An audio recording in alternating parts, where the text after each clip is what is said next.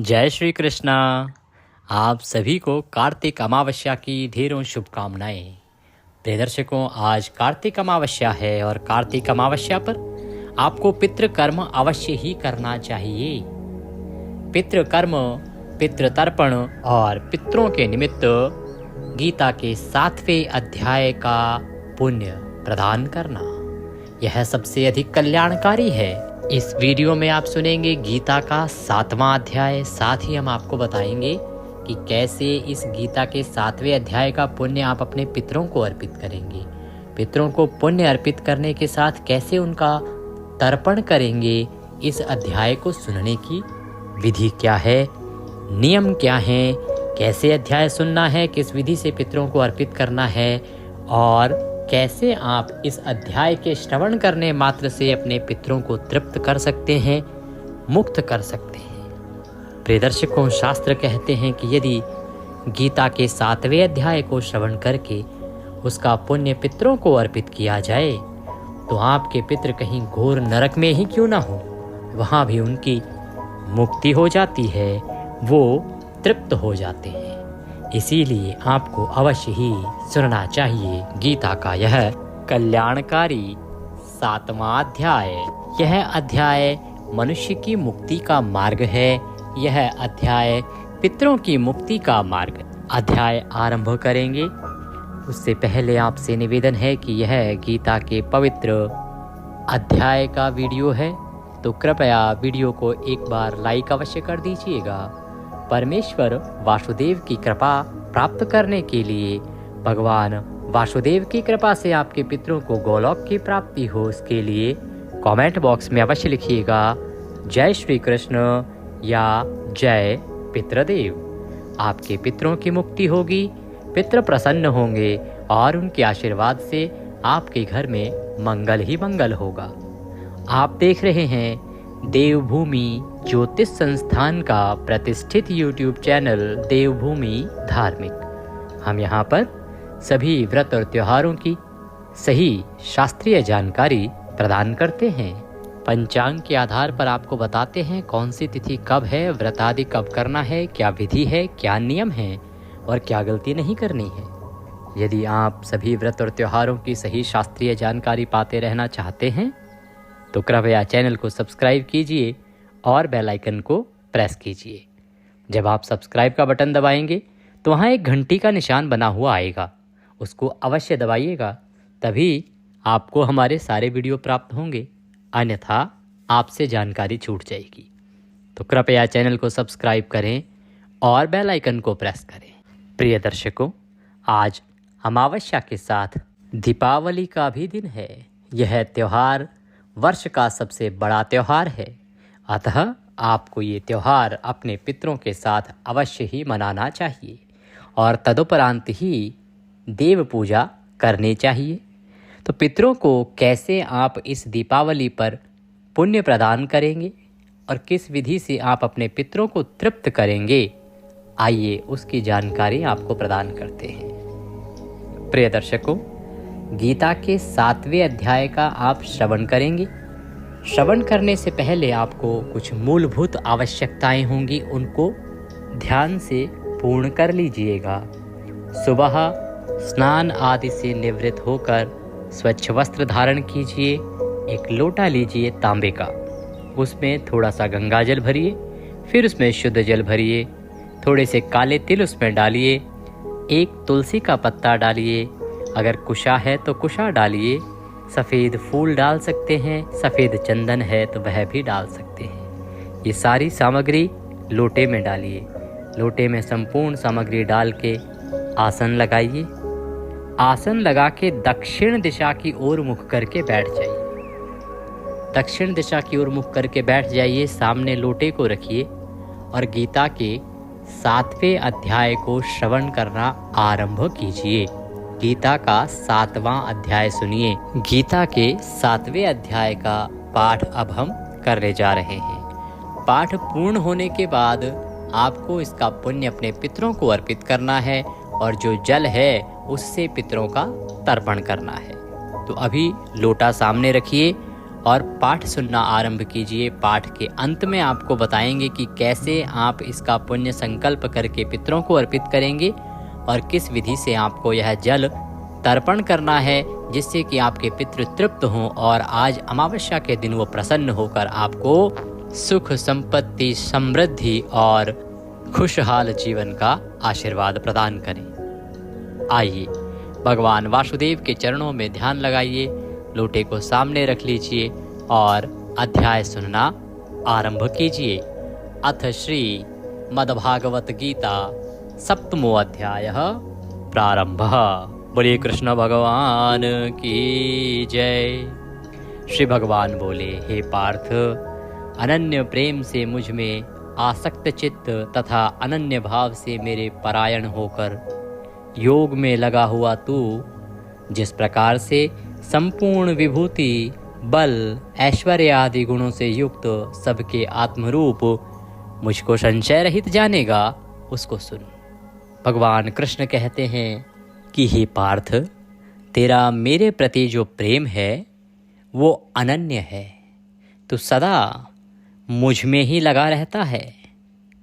मैं तुझे कहता हूँ कि आज मैं तुझे वह ज्ञान दूंगा जिसके बाद तू सत्यता को जान पाएगा, जिसके बाद तू अपने जीवन का सार समझ पाएगा और इस पृथ्वी पर मनुष्य क्यों है, इस पृथ्वी पर जीवात्मा क्यों आता है, किसके लिए आता है और किसके द्वारा भेजा जाता है, तथा मनुष्य का कल्याण कैसे हो सकता है। इस प्रकार से तू मेरा वास्तविक रूप संशय रहित जानेगा। हे अर्जुन, मैं तेरे लिए इस विज्ञान सहित तत्वज्ञान को संपूर्णतया कहूँगा, जिसको जानकर संसार में फिर और कुछ भी जानने योग्य शेष नहीं रह जाता। भगवान कृष्ण कहते हैं कि मैं जो आज ज्ञान बताने वाला हूँ, उसको सुनने के बाद इस संसार में कुछ जानने योग्य शेष ही नहीं रह जाएगा, अर्थात जानने योग्य सभी जानकारियाँ तुम्हें प्राप्त हो जाएंगी। हे अर्जुन, हजारों मनुष्यों में कोई एक मेरी प्राप्ति के लिए यत्न करता है। भगवान वासुदेव कहते हैं कि इतने सारे लोग हैं, उनमें हर कोई मुझे नहीं प्राप्त करना चाहता। कोई एक विरला होता है जो मुझे प्राप्त करना चाहता है, और उन यत्न करने वाले योगियों में भी कोई एक मेरे परायण होकर मुझको तत्व से अर्थात यथार्थ रूप से जानता है। कि उन हजार मनुष्यों में कोई एक तो मेरी प्राप्ति के लिए प्रयत्न करता है, और उन प्रयत्न करने वाले योगियों में भी कोई एक विरला होता है जो मुझको तत्व रूप से अर्थात जो यथार्थ रूप है मेरा, उससे जान पाता है। भगवान कहते हैं कि पृथ्वी, जल, अग्नि, वायु, आकाश, मन, बुद्धि और अहंकार भी, इस प्रकार यह 8 प्रकार से विभाजित मेरी प्रकृति है। यह 8 प्रकार के भेदों वाली तो अपरा अर्थात मेरी जड़ प्रकृति है। और हे महाबाहो, इससे दूसरी को जिससे ये संपूर्ण जगत धारण किया जाता है, मेरी जीव रूपा परा अर्थात चेतन प्रकृति जान। हे अर्जुन, तू ऐसा समझ कि संपूर्ण भूत इन दोनों प्रकृतियों से ही उत्पन्न होने वाले हैं। कि अर्जुन, ये जो प्राणी समुदाय है, ये जो जीवात्माएं हैं, जितने भी प्राणी उत्पन्न हुए हैं, ये सभी इन दोनों प्रकृतियों से ही उत्पन्न होने वाले हैं। और मैं संपूर्ण जगत का प्रभव तथा प्रलय हूँ, अर्थात संपूर्ण जगत का मूल कारण हूँ। ये अर्जुन, मैं जो हूँ इस जगत का उत्पन्न करता, पालन करता तथा इसका संहार करता हूँ। मेरे द्वारा ही ये सृष्टि उत्पन्न होती है, मेरे द्वारा ही पालित की जाती है, और मैं ही इसकी प्रलय करके विनाश करता हूँ। हे अर्जुन, संपूर्ण जगत का मैं ही मूल कारण हूँ। भगवान वासुदेव कहते हैं कि अगर मैं ना हूँ तो ये संसार ना होगा, ये जगत ना होगा, ये सब जगत मेरे होने से ही है। हे धनंजय, मुझसे भिन्न दूसरा कोई भी परम कारण ही नहीं है। यह संपूर्ण जगत सूत्र में सूत्र के मणियों के सदृश मुझ में गुथा हुआ है। कि अगर मैं नहीं होऊंगा तो ये जो संसार है ये संसार नहीं होगा। हे अर्जुन, ये जो संपूर्ण जगत है ना, ये सूत्र में मणियों के सदृश, जैसे एक सूत्र में सभी मणियां एक साथ गुथी होती हैं, उसी प्रकार से ये मुझ में गुथा हुआ है। हे अर्जुन, मैं जल में रस हूँ, चंद्रमा और सूर्य में प्रकाश हूँ। कि इस जल में जो रस है ना वो मेरे ही कारण है। यदि मैं ना हूँ तो जल में रस ना होगा। चंद्रमा और सूर्य में जो प्रकाश है उसका भी कारण मैं ही हूँ। अगर मैं न रहूँ तो सूर्य और चंद्रमा प्रकाश रहित होंगे। संपूर्ण वेदों में जिस ओंकार की तुम बात करते हो वह ओंकार भी साक्षात मैं हूँ, और आकाश में जो शब्द गुंजायमान होते हैं वो भी मेरे ही कारण होते हैं। हे अर्जुन, पुरुषों में जो पुरुषत्व होता है वह पुरुषत्व भी मैं ही हूँ। पृथ्वी में पवित्र गंध और अग्नि में तेज हूँ तथा संपूर्ण भूतों में उनका जीवन हूँ। भगवान कहते हैं कि ये जो पृथ्वी है इसमें जो सुगंध आती है, मिट्टी की जो सुगंध है, पृथ्वी में जो सुगंध है, वह सुगंध, वह गंध किन कारणों से है? वो मेरे होने से है। अगर भगवान वासुदेव ना हो तो मिट्टी गंध रहित होगी, और अग्नि में जो तेज है, जो तेज जलाता है, भगवान कहते हैं कि वो तेज भी अग्नि में मेरे ही कारण है। अगर मैं ना रहूं तो इस अग्नि में कोई तेज न होगा, ये अग्नि ही न होगी। तथा संपूर्ण भूतों में उनका जीवन हूँ। इस पृथ्वी पर जितनी भी जीवात्माएं हैं, जितने भी शरीर हैं, उन सब का जीवन मैं ही हूँ और मेरे ही कारण है। अगर मैं ना हूँ तो उनका जीवन भी नहीं होगा। और तपस्वियों में तप हूँ। जो बड़े विद्वान तपस्वी होते हैं उनमें जो तप होता है वह भी मैं ही हूँ अर्जुन, और मेरे ही होने के कारण वो तपस्वी तप कर पाते हैं। भगवान कहते हैं, हे अर्जुन, तू संपूर्ण भूतों का सनातन बीज मुझको ही जान। तो ऐसा समझ कि इस संसार में जितने भी प्राणी आत्माएं, जीवात्माएं, शरीर हैं, उन सभी का बीज जो है वो मैं ही हूँ। बीज से अभिप्राय है कि मेरे से ही वो सभी जीव उत्पन्न हुए हैं, मेरे कारण ही वो जीव उत्पन्न हुए हैं। मैं बुद्धिमानों की बुद्धि और तेजस्वियों का तेज हूँ। कहते हैं कि जो बुद्धिमान लोग होते हैं उनकी जो कुशाग्र बुद्धि होती है वह मेरे ही कारण होती है। वह कुशाग्र बुद्धि मैं ही हूँ। और जो तेजस्वी लोग होते हैं उनमें जो तेज होता है, अनुपम तेज, वह तेज भी मेरे ही कारण होता है। वह तेज भी मैं ही हूँ। कहते हैं, हे भरत श्रेष्ठ, मैं बलवानों का आसक्ति और कामनाओं से रहित बल अर्थात सामर्थ्य हूँ। भगवान कहते हैं कि जो बलवानों में आसक्ति और कामनाओं से रहित बल होता है ना, वो भी मैं ही हूँ और मेरे ही कारण वह बल है। और सब भूतों में धर्म के अनुकूल अर्थात शास्त्र के अनुकूल काम हूँ। और भी जो सत्व गुण से उत्पन्न होने वाले भाव हैं और जो रजोगुण से होने वाले तथा तमोगुण से होने वाले भाव हैं, उन सबको तो मुझसे ही होने वाले हैं ऐसा जान। परंतु वास्तव में उनमें मैं और वे मुझ में नहीं हैं। भगवान कहते हैं, हे अर्जुन, जो सत्वगुण, रजगुण और तमगुण, इन तीनों गुणों से जो भी भाव उत्पन्न होते हैं ना, वो सब भाव मुझसे ही होने वाले हैं, तू ऐसा समझ। पर वास्तविकता यह है अर्जुन कि ये जो तीन गुण हैं ना, ये तीनों गुण मेरे अंदर नहीं हैं, ना ये तीनों गुण मेरे भीतर विद्यमान हैं, और ना ही मैं इन तीनों गुणों में वास करता हूँ। हे अर्जुन, गुणों के कार्य रूप सात्विक, राजस और तामस, इन तीनों प्रकार के भावों से ये सारा संसार, प्राणी समुदाय मोहित हो रहा है। इसलिए इन तीनों गुणों से परे मुझ अविनाशी को नहीं जानता।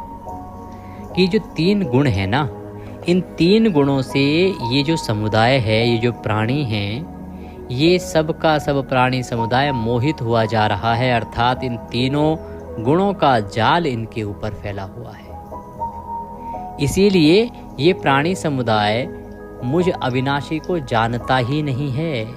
मुझ परमेश्वर को जानता ही नहीं है, क्योंकि यह अलौकिक अर्थात अति अद्भुत त्रिगुण में ही मेरी माया बड़ी दुस्तर है।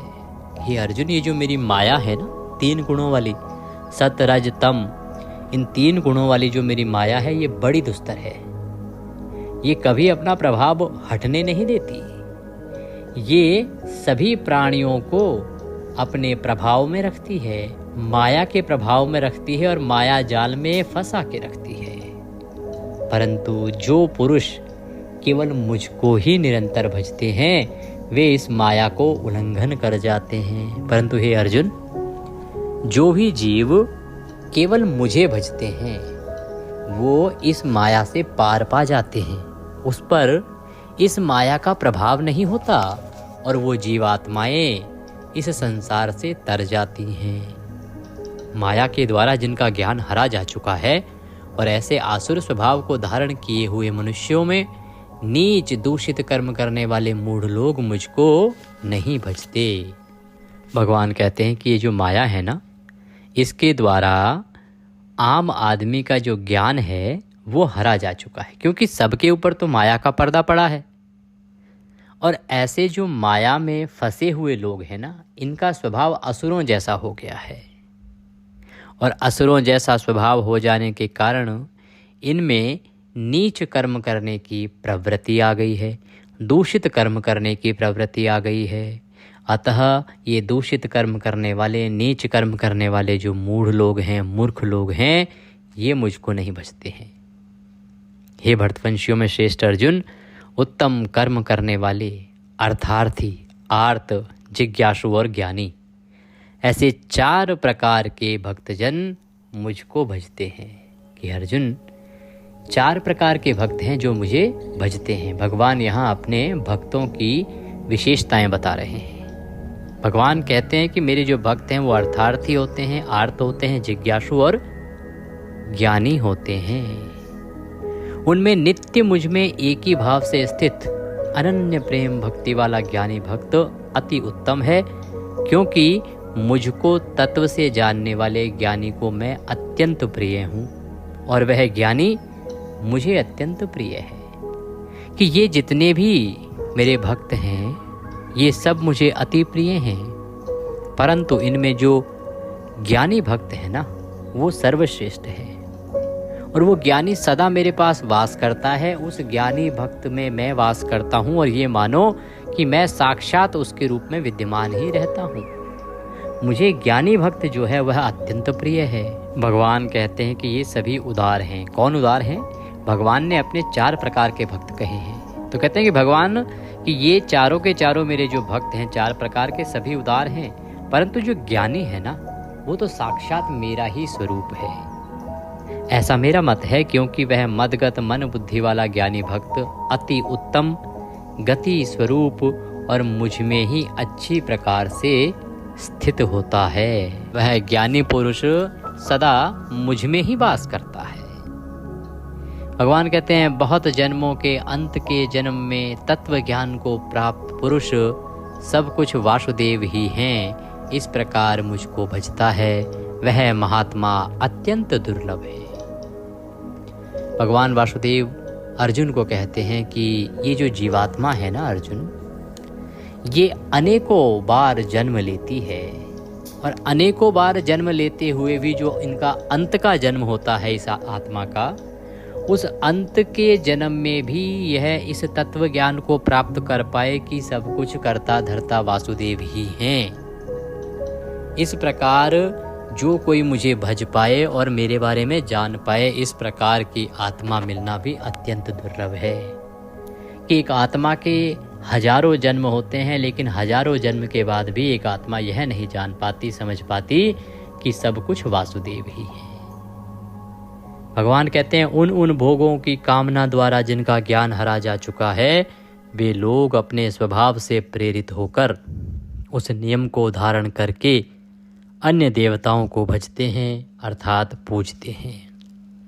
कि भिन्न भिन्न कामनाओं के द्वारा ये जो प्राणी समुदाय है ना, इस मनुष्य का जो स्वभाव है वो कुछ इस प्रकार का है कि वो कामनाओं में ही सदा आसक्त रहता है।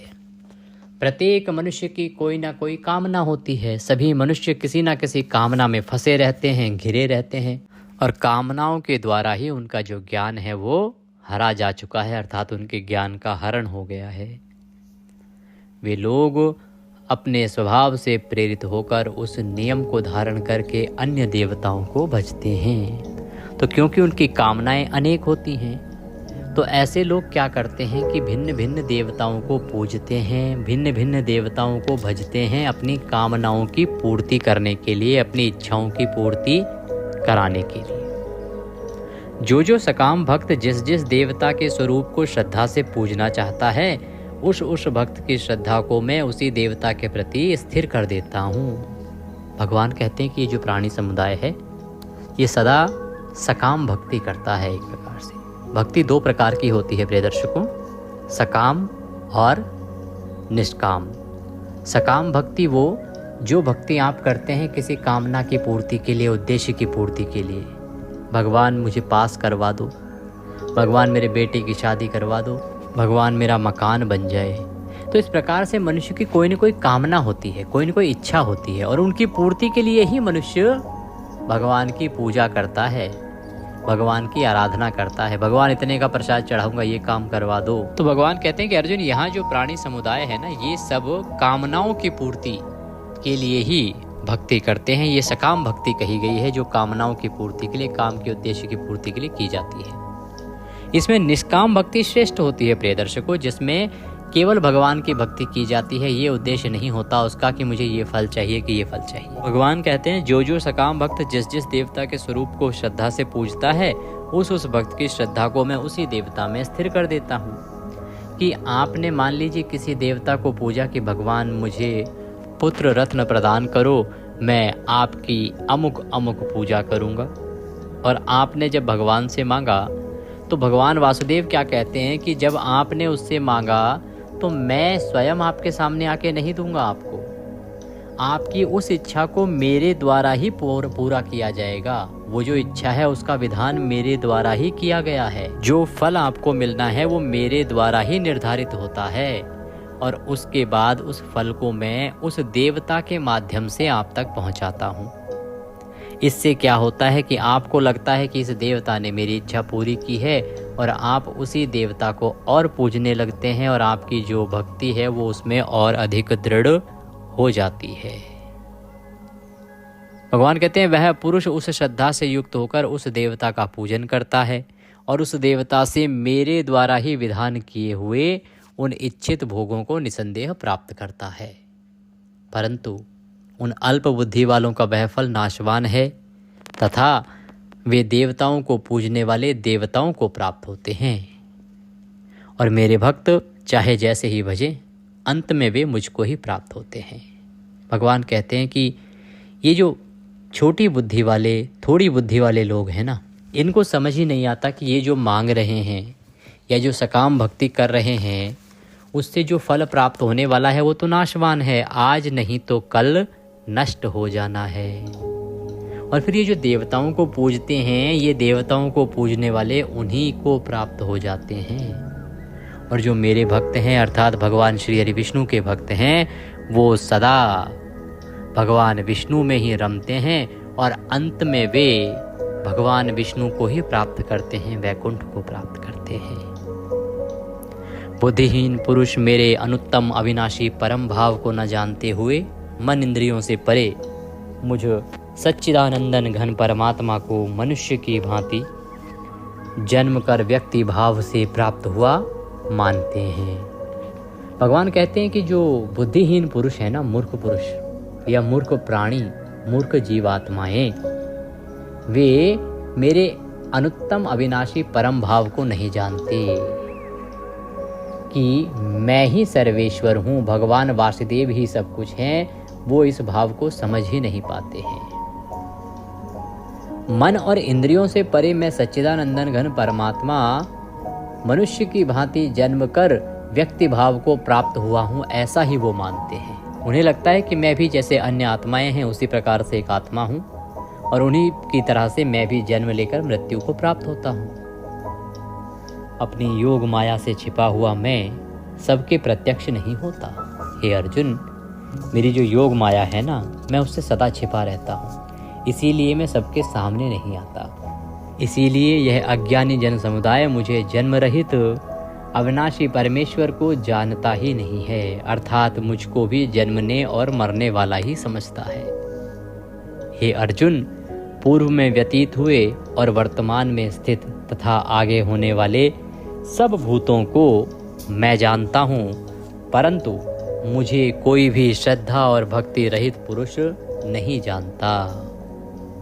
हे भरतवंशी अर्जुन, संसार में इच्छा और द्वेष से उत्पन्न सुख दुख आदि द्वंद्व रूप मोह से संपूर्ण प्राणी अत्यंत अज्ञानता को प्राप्त हो रहे हैं, परंतु निष्काम भाव से श्रेष्ठ कर्मों का आचरण करने वाले जिन पुरुषों का पाप नष्ट हो गया है, वे राग द्वेष जनित द्वंद्व रूप मोह से मुक्त दृढ़ निश्चयी भक्त मुझको सब प्रकार से भजते हैं।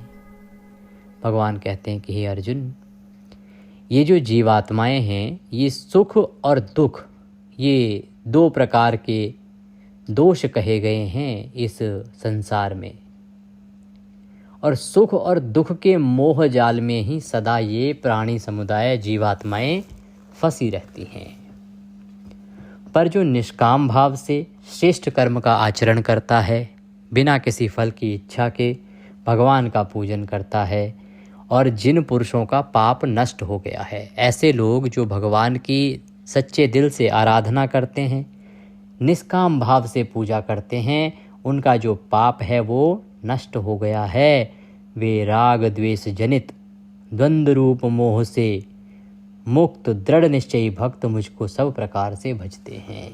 और हे अर्जुन, इस प्रकार के राग द्वेष से जो मुक्त रहने वाले भक्त हैं, वो सदा मुझे भजते हैं, सदा मेरा ध्यान करते हैं। जो मेरे शरण होकर जरा और मरण से छूटने के लिए यत्न करते हैं, वे पुरुष उस ब्रह्म को, संपूर्ण अध्यात्म को, संपूर्ण कर्म को जानते हैं। जो पुरुष अधिभूत और अधिदैव के सहित तथा अधियज्ञ के सहित मुझे अंत काल में भी जानते हैं, वे युक्ति चित्त वाले पुरुष मुझे जानते हैं, अर्थात प्राप्त हो जाते हैं। कि हे अर्जुन, यदि कोई जीवात्मा अपने जीवन के अंतिम सफर में भी मेरा नाम ले लेती है, तो उससे उसका उद्धार हो जाता है। ओम तत्सदिति श्रीमद्भागवत उपनिषदस्तु ब्रह्म विद्यायाम योग शास्त्रे श्री कृष्ण अर्जुन संवादे ज्ञान विज्ञान योगो नाम सप्तमो अध्याय संपूर्णः। बोले कृष्ण भगवान की जय। इसके बाद लोटे को दोनों हाथों में ऊपर उठा लीजिए। भगवान से संकल्प करते हुए निवेदन कीजिए कि हे प्रभु, मैंने ये जो गीता के 7वें अध्याय का श्रवण किया है, इससे जो भी पुण्य उत्पन्न होता है, वह संपूर्ण पुण्य मैं अपने अमुक पितरों को अर्पित करता हूँ। आपके जो भी पितर हैं, उनको वह पुण्य आप अर्पित कीजिए। आप उनका नाम ले सकते हैं, या जो आपका संबंध है उनके साथ, उसके माध्यम से भी बता सकते हैं कि मैं इन पितरों को अपना संपूर्ण पुण्य अर्पित कर रहा हूँ, ये पितर इन्हें प्राप्त हो और ये इससे तृप्त हो। संकल्प करने के बाद अब उस जल से तर्पण कीजिए। एक बड़ा पात्र ले लीजिए, उसमें सीधे हाथ के अंगूठे और उंगली के बीच से जल को अर्पित करते हुए तर्पण कीजिए। तर्पण करते समय आप यह मंत्र बोलिएगा, ओम ह्रीं श्रीं क्लीं स्वधा देवे स्वाहा। ओम ह्रीं श्रीं क्लीं स्वधा देवे स्वाहा। यह मंत्र बोलते हुए पितरों को जल तर्पण कीजिए उस जल से, और तर्पण के बाद वह जल पीपल की जड़ों में डाल दीजिएगा। जब आप जल अर्पित करें तो अपने पितरों से निवेदन कीजिएगा, हे मेरे पितरों, इस जल को ग्रहण करो और गीता के 7वें अध्याय के पुण्य को ग्रहण करो तथा तृप्त हो और हमारे ऊपर कृपा करो। आपके जीवन में यदि कोई संकट परेशानी चल रही है तो उसका भी उल्लेख कीजिए अपने पितरों से, वो अवश्य ही उसका हरण करेंगे। ध्यान दीजिएगा, पितृ तर्पण इस दीपावली पर अवश्य करना है, चाहे आप 20 को करें चाहे 21 को। वैसे 21 को करना उत्तम है पितृ तर्पण, क्योंकि सूर्य के मुख से अमावस्या 21 को है। कुतुब काल के समय पर यह जल अर्पण करना उत्तम माना जाता है, तो इसीलिए अगर आपके लिए संभव है कि आपको ऑफिस भी ना जाना पड़े, कुछ और चीज़ों से भी मैनेज हो जाए, तो आप 11:30 से 12:15 के बीच में यह जल अर्पित कीजिए। अगर इस समय आपका संभव नहीं हो पा रहा है तो सूर्य उदय से और दोपहर तक आप इस कर्म को कभी भी कर सकते हैं। सायंकाल रात्रि काल को यह तर्पण आदि नहीं किया जाता है। ये आप करके देखिए, आपको निश्चित लाभ होगा। ये बड़ा ही पुण्यदायी अध्याय है। इसका पुण्य देने से आपके पितृ निश्चित प्रसन्न होंगे। प्रिय दर्शकों, पाठ के निमित्त यदि कोई दक्षिणा आदि आप भेजना चाहते हैं तो आपकी स्क्रीन पर नंबर आ रहा होगा 900 से, उस पर भेज सकते हैं। QR कोड भी हमने साथ में दिया है, उस पर स्कैन करके सीधा आप पंडित जी के बैंक खाते में, हमारे बैंक खाते में भेज सकते हैं। कुछ पूछना चाहते हैं, कहना चाहते हैं तो आप कमेंट बॉक्स के माध्यम से पूछ सकते हैं, कह सकते हैं और व्हाट्सएप के माध्यम से भी जुड़ सकते हैं। भगवान कृष्ण सब पर कृपा करें। जय श्री कृष्ण।